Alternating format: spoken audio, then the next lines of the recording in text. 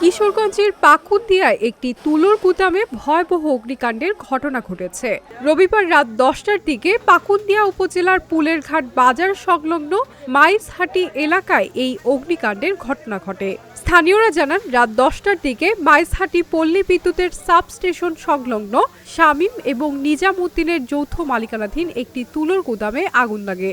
খবর পেয়ে কিশোরগঞ্জ ও পাকুন্দিয়া থেকে ফায়ার সার্ভিসের 4টি ইউনিট ঘটনাস্থলে গিয়ে প্রায় 1 ঘন্টা চেষ্টা চালিয়ে আগুন নিয়ন্ত্রণে আনে। প্রাথমিকভাবে অগ্নিকাণ্ডের সঠিক কারণ জানা যায়নি, তবে বৈদ্যুতিক শর্ট সার্কিট থেকে আগুনের সূত্রপাত হতে পারে বলে জানিয়েছে ফায়ার সার্ভিস।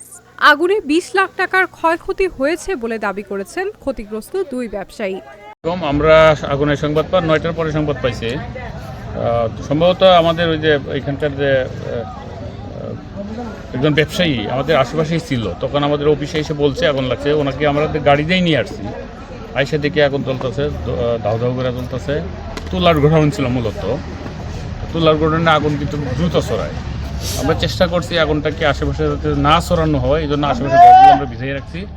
তো এখানে তুলার যে ওয়েস্টেজ, আমার মনে হয় না যে খুব একটা বেশি ক্ষতি হয়েছে। 4-5 লাখ টাকা হয়তো বা আনুমানিক ক্ষতি হইতে পারে। আর আগুনের সূত্রপাতটা অনেকেই বলা করতেছিল যে ওইখানে তাকে একটা ট্রাকে আঘাত করছে, আঘাত করাতে ওইখানে যে ট্রান্সফরমারটা আছে ওটার মধ্যে আঘাত হয়েছে, ওখানে বৈদ্যুতিক গোলযোগ হওয়াতে আগুনটা লাগছে। এটা প্রত্যক্ষদর্শী তাদের মতামত আর কি।